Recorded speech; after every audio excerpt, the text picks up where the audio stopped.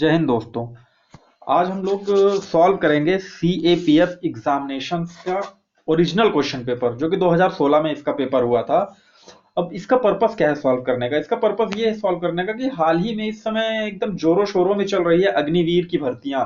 तो इससे रिलेवेंट एक छोटा सा पेपर भी होगा आप फिजिकल क्लियर करने के बाद। तो उन बच्चों को काफी फायदा मिलेगा और उसके साथ साथ हम जो भी एसएससी सीजीएल की प्रिपरेशन कर रहे हैं या फिर ऑफिसर लेवल की जो भी प्रिपरेशन कर रहे हैं ग्रेजुएशन लेवल की, उनको बहुत ही राहत मिलेगी। और आर्म फोर्सेस से रिलेवेंट जो भी प्रिपरेशन कर रहे हैं उनको बहुत राहत मिलेगी, क्योंकि ये ऑलरेडी कमांडेंट ऑफिसर का पेपर है। मींस सीएपीएफ का पहले तो फुल फॉर्म देख लेते हैं। तो सीएपीएफ मतलब है सेंट्रल आर्म पुलिस फोर्स। तो इसी से रिलेवेंट जितने भी फोर्सेस हैं, चाहे वो बीएसएफ हो, सीआईएसएफ हो, नेवी हो, आर्मी हो, सभी में ऑलमोस्ट इसी टाइप के क्वेश्चंस आते हैं। अब ये ओरिजिनल पेपर है तो इसको सॉल्व आउट करते हैं। कितने क्वेश्चंस कर पाते हैं देखते हैं। कोशिश करेंगे 10 से 15 क्वेश्चंस जरूर सॉल्व करें, क्योंकि वीडियो भी ज्यादा बड़ा ना हो। और बाकी के क्वेश्चंस उसके बाद की वीडियोस में कभी सॉल्व करते हैं। अभी स्टार्ट करते हैं क्वेश्चंस सॉल्व करना।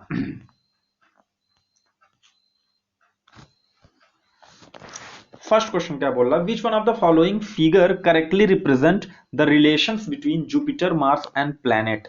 इसका मैं आपको हिंदी में भी अनुवाद कर दे रहा हूं। निम्नलिखित चित्रों में से कौन सा एक बृहस्पति, मंगल और ग्रहों के बीच में संबंध को सही सही दर्शाता है? तो आपको पता है कि जुपिटर और मार्स दोनों ही क्या है? एक प्लैनेट है। जुपिटर और मार्स दोनों ही क्या है? प्लैनेट है। इसका मतलब इसमें कुछ ऐसा बनेगा कि ये अगर एक प्लैनेट है तो इसी के अंदर क्या आ जाएगा? जुपिटर, और इसी के अंदर क्या आ जाएगा? मार्स।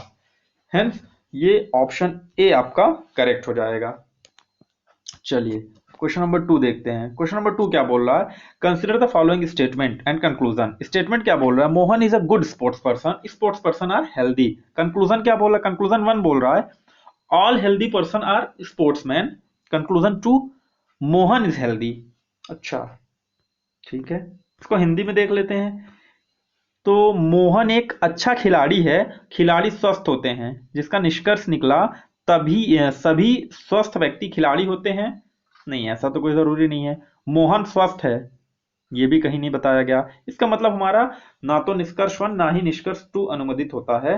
तो इससे बोल सकते हैं कि हमारा ऑप्शन नंबर डी सही होगा, क्योंकि दोनों ही इसमें अनुगमत अनुगमति नहीं होते हैं। तो ऑप्शन डी क्लियर हो गया। चलिए क्वेश्चन नंबर 3 देखते हैं। क्वेश्चन नंबर 3 क्या बोल रहा है?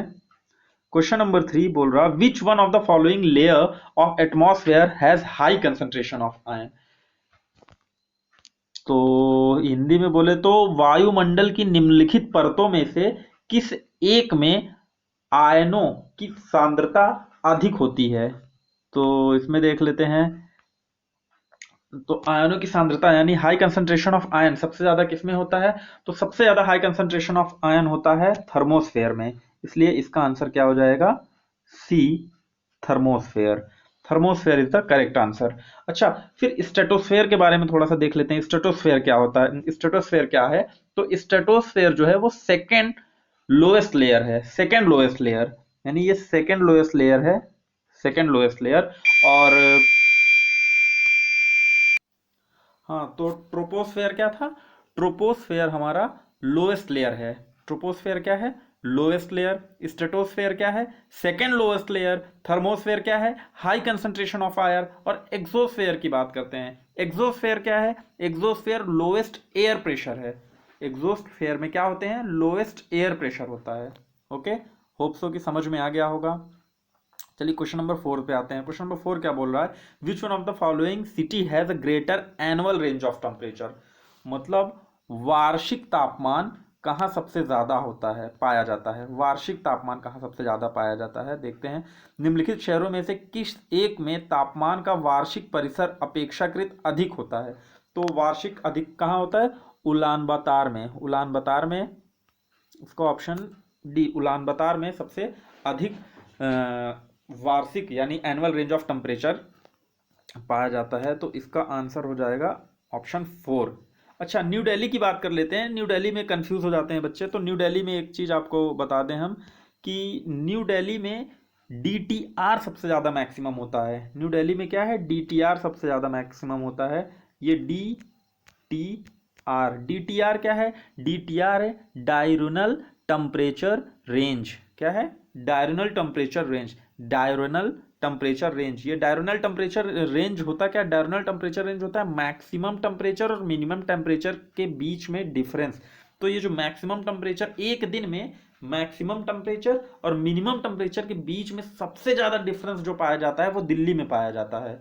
लेकिन यहाँ पे ये नहीं पूछा गया है। इस क्वेश्चन को ध्यान से देखिएगा, थोड़ा फंसाने वाला क्वेश्चन है। इस क्वेश्चन में पूछा गया एनुअल रेंज ऑफ टेम्परेचर कहाँ ज्यादा है। तो एनुअल रेंज ऑफ टेम्परेचर है उलान बतार में।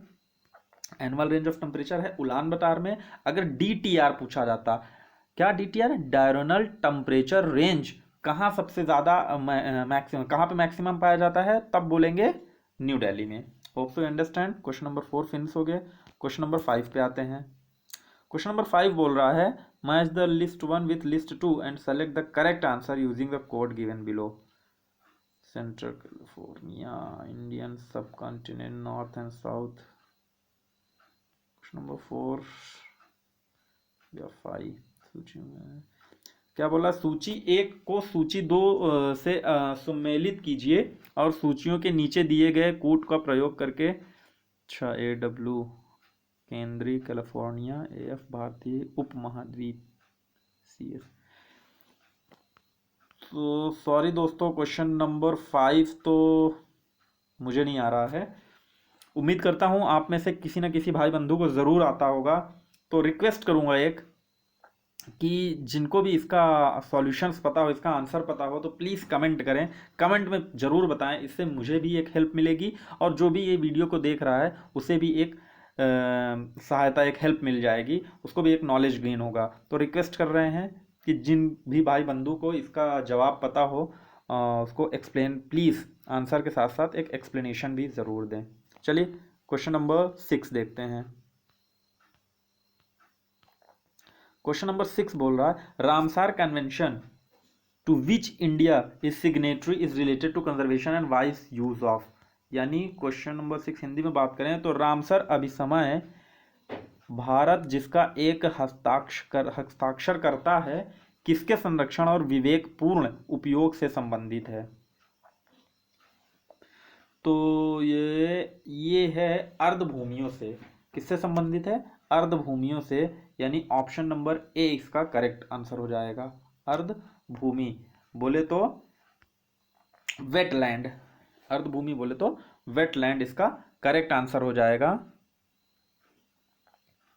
वेटलैंड करेक्ट आंसर हो जाएगा। क्यों होगा, क्योंकि वेटलैंड ये क्या है, कंजर्वेशन, ये वर्ल्ड वाइड वेटलैंड कंजर्वेशन के लिए रामसर कन्वेंशन का इंट्रोडक्शन हुआ था। Hope so understand. Question number 7 की बात करते हैं। Which one of the following river flow between Satpura and Vindhya range. यानी सतपुरा और विंध्य पर्वतमालाओं के बीच में कौन सी नदियां बहती हैं, कौन सी नदी बहती है, कौन सी नदी बहती है। तो ये बहती है नर्मदा नदी। नर्मदा नदी मतलब ऑप्शन नंबर सी इसका करेक्ट आंसर हो जाएगा। ऑप्शन नंबर सी इसका करेक्ट आंसर हो जाएगा, नर्मदा नदी। अच्छा, इस पे ये भी ध्यान दीजिएगा कि नर्मदा नदी सतपुरा और विंध्य रेंज के बीच से फ्लो करती है और फ्लो करते करते ये पेनिनसुला प्लेटू को 2 भागों में डिवाइड कर देती है। पेनिनसुला प्लेटू को 2 भागों में डिवाइड कर देती है। किसमें किसमें, एक तो सेंट्रल हाईलैंड में, एक सेंट्रल हाईलैंड में और एक डेक्कन प्लेटू में। डेक्कन प्लेटू में, सेंट्रल हाईलैंड और एक डेक्कन प्लेटू में। ओके, चलिए क्वेश्चन नंबर 8 देखते हैं। क्वेश्चन नंबर 8 क्या बोल रहा है, which one of the following is the correct taxonomy hierarchy. यानी हिंदी में बात करें तो निम्नलिखित में से कौन सा एक सही वर्गिक पदानुक्रम है। तो इसमें देखते हैं टैक्सोनॉमिक हायरार्की। तो टैक्सोनॉमिक हायरार्की आपने पढ़ा होगा, उसमें सबसे पहले आता है डोमेन। सबसे पहले क्या आता है, तो डोमेन। तो यार ऑप्शन ए में भी डोमेन नहीं है, यानी आपको किसी में डोमेन नहीं है तो कोई दिक्कत नहीं, किसी में डोमेन नहीं। अच्छा, डोमेन के बाद क्या आता है, डोमेन के बाद आता है किंगडम। और अनफॉर्चुनेटली आप देखेंगे किंगडम चारों में भी है, ए में, बी में, सी में, डी में, चारों में किंगडम है। चलिए आगे बढ़ जाते हैं। किंगडम के बाद क्या आता है, फाइलम। तो फाइलम कहाँ है, ए में भी फाइलम है और डी में भी फाइलम है, इसका मतलब बी और सी तो कट गया। किंगडम, फाइलम, फाइलम के बाद क्या आता है, क्लास, तो आपको डी में देखिए क्लास मिल गया, तो डी ऑप्शन करेक्ट होगा। तो इसका एक बार सीक्वेंस देख लेते हैं। सीक्वेंस क्या होता है वैसे टैक्सोनॉमिक हायरार्की का, सबसे पहले डोमेन, फिर किंगडम, फिर फाइलम, फिर class, then order, then family, then genus and then last species. Okay, so इसका करेक्ट आंसर क्या हो गया, ऑप्शन नंबर डी। चलिए आगे बात करते हैं क्वेश्चन नंबर 9 की। क्वेश्चन नंबर 9 क्या बोल रहा है, the sub unit of DNA are known as, यानी डीएनए की उप इकाइयों को क्या कहते हैं, तो डीएनए की उप इकाइयों को बोलते हैं न्यूक्लिक न्यूक्लियोक्साइड। क्या बोलते हैं, न्यूक्लियो ऑक्साइड। तो आपका क्वेश्चन नंबर 9 का आंसर हो जाएगा सी, न्यूक्लियो ऑक्साइड। और इसके साथ साथ आपको ये भी पता होना चाहिए कि डीएनए का फुल फॉर्म क्या है। डीएनए का फुल फॉर्म है deoxyribo nucleic acid, deoxyribo nucleic acid. Okay, तो ये डाईऑक्सीराइबो न्यूक्लिक एसिड क्या है, it is a genetic material. ये क्या है, एक genetic material of every living organism, मतलब किसी भी लिविंग ऑर्गेनिज्म का ये जेनेटिक मटेरियल होता है जो कि उसके पेरेंट्स से उसको मिलता है, जो कि उसके पेरेंट्स के जरिए उसके किसी भी यंग वंस में के अंदर, किसी भी यंग वंस के अंदर पाया जाता है। ओके, चलिए नेक्स्ट क्वेश्चंस देखते हैं।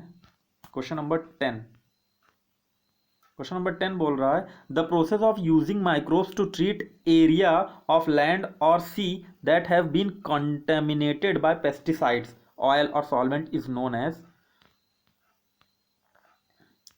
हिंदी में बात करें तो सूक्ष्म जीवों के उपयोग द्वारा थल और समुद्र के उन क्षेत्रों का जो कीटनाशकों, तेल और विलायकों द्वारा प्रदूषित हो गए हैं, उपचार करने की प्रक्रिया क्या कहलाती है। अच्छा, जो भी जगह यानी जो भी क्षेत्र है कीटनाशकों, तेल या किसी भी विलायकों द्वारा प्रदूषित हो गई है, तो उसके उपचार के लिए, उसको सही करने के लिए, उस जमीन को सही करने के लिए क्या करते हैं, उसको क्या करते हैं, मतलब जो सही करते हैं उसको क्या कहा जाता है, तो उसको कहा जाता है जैविक उपचार। क्या कहा जाता है, जैविक उपचार, यानी option number D is the correct answer. जैविक उपचार कहा जाता है, यानी bio remediation. Bio remediation is the correct answer. जैविक उपचार, bio remediation is the correct answer. इसमें क्या होते हैं, जो भी ये पॉल्यूटेंट्स यानी पेस्टिसाइड्स है, ऑयल है, सॉल्वेंट्स हैं, इन सबको ख़त्म करने का काम किया जाता है, इन सबको डिस्ट्रॉय कर देते हैं, किसकी हेल्प से, बायो रेमिडिएशन एक प्रोसेस है उसकी हेल्प से, बायो रेमिडिएशन प्रोसेस की हेल्प से इन पॉल्यूटेंट्स को खत्म कर दिया जाता है। नेक्स्ट क्वेश्चन की बात करते हैं, how is the rate of transpiration affected by the decreasing humidity and by decreasing light intensity. यानी क्वेश्चन नंबर 11 की बात करें तो क्या बोल रहा है, वाष्पोत्सर्जन की दर घटती हुई आर्द्रता के द्वारा और घटती हुई प्रकाश की तीव्रता के द्वारा किस प्रकार प्रभावित होती है। तो इसका मतलब आपको समझा दें, हम क्या बोलना चाह रहा है, how is the rate of transpiration, मतलब ट्रांसपिरेशन क्या होता है। ट्रांसपिरेशन मतलब आपने कभी भी देखा होगा जो पेड़ पौधे हैं उनके पत्तों के ऊपर पानी आ जाता है, जैसा ओस टाइप का पानी होता है ओस टाइप का, तो वो ट्रांसपिरेशन कहलाता है। Means loss of water through stomata of a plant. Stomata क्या होता है, स्टोमेटा एक छोटे छोटे पोर्स होते हैं पत्तियों में, छोटे छोटे पोर, उसके ऊपर से पानी आता है, जैसे हमारे हाथों में भी छोटे छोटे पोर्स होते हैं, यानी जब हमको भी ह्यूमिडिटी बहुत ज़्यादा फील होता है, बहुत ज़्यादा ह्यूमिडिटी होती है तो पसीने आते हैं ना, वैसे सेम टाइप से पत्तियों में भी छोटे छोटे वाटर ड्रॉपलेट्स आ जाते हैं। तो वही बोल रहा है, how is the rate of transpiration affected, यानी रेट ऑफ ट्रांसपिरेशन कैसा अफेक्ट करेगा जब बाय डिक्रीजिंग ह्यूमिडिटी, यानी अगर ह्यूमिडिटी डिक्रीज कर दें तो रेट ऑफ ट्रांसपिरेशन पे क्या अफेक्ट पड़ेगा। तो ह्यूमिडिटी आप डिक्रीज करेंगे तो रेट ऑफ ट्रांसपिरेशन भी डिक्रीज करेगा, और अगर आप डिक्रीज लाइट इंटेंसिटी, अगर लाइट इंटेंसिटी डिक्रीज कर देते हैं तो भी ट्रांसपिरेशन डिक्रीज करेगा, यानी ऑप्शन ए आपका करेक्ट आंसर है, दोनों डिक्रीज हो जाएगा। यानी अगर ह्यूमिडिटी डिक्रीज हुई तो भी जो पत्तियों में पानी आता है वो कम आएगा, पत्तियों में से पानी कम निकलेगा, यानी पेड़ की पत्तियों में से पानी कम निकलेगा, और लाइट भी कम है, डिक्रीज लाइट इंटेंसिटी, अगर लाइट की इंटेंसिटी कम है तो भी पत्तियों में से पानी कम निकलेगा। Hope so you understand. चलिए नेक्स्ट क्वेश्चन, लास्ट क्वेश्चन देखेंगे आज के लिए क्योंकि वीडियो बड़ा हो रहा, देखते हैं। वैक्सीनेशन इन्वॉल्व, क्या वैक्सीनेशन इन्वॉल्व्स व्हाट? तो देखते हैं क्या है। Injecting the body with material that stimulate the body to produce antibodies, injecting the body with material that stimulate the body to produce anti agents, C use of the use of monoclonal antibodies to cure a disease, and D option is use of antibiotics to cure disease. Hindi में एक बार देख लेते हैं क्या बोलना चाह रहा है। टीकाकरण में क्या होता है? तो टीकाकरण में क्या होता है, तो सबसे पहले तो हम आपको बता दें टीकाकरण में, हाँ, तो टीकाकरण में क्या होता है तो एक बार आप देख लीजिए। टीकाकरण में यानी वैक्सीनेशन, तो सबसे पहले तो आपको बता दें कि वैक्सीनेशन जो होता है वो एंटीबॉडीज़ के लिए होता है। और एंटीबॉडीज़ का काम क्या होता है? एंटीबॉडीज़ का काम आपका होता है, बोल सकते हैं आप, प्रतिरोधक, जितनी भी बीमारियां होती हैं उनसे प्रतिरोधक क्षमता बढ़ाती है। एंटीबॉडीज़ क्या काम करती हैं? जितनी भी बीमारियां होती हैं उनके हमारे अंदर उनको प्रतिरोधक क्षमता हमारे अंदर, यानी बोल सकते हैं इम्यून सिस्टम हमारा स्ट्रांग करती हैं, बीमारियों से लड़ने की पावर हमें देती हैं।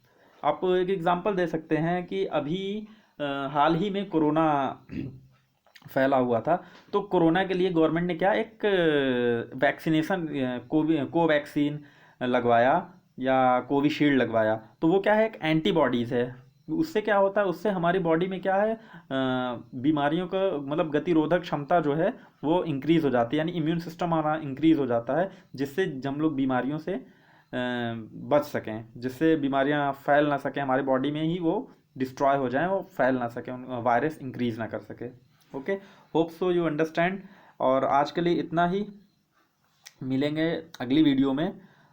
जय हिंद, जय भारत।